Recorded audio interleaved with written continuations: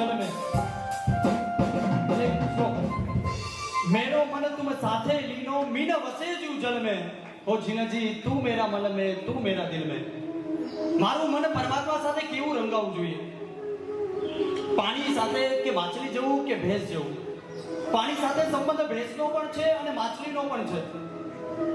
મેં ભેંસને જ્યારે ગરમી થાય અને જ્યારે શાંતિનો અનુભવ જોતો હોય, ઠંડકનો અનુભવ જોતો હોય, ત્યારે એ પાણીની અંદર જઈ આવે, થોડોક ટાઈમ પાણીની અંદર રહી આવે અને ત્યાંથી નીકળી અને પછી એ પાણી સાથે કાંઈ સંબંધથી લેવા દેવા હોતા નથી.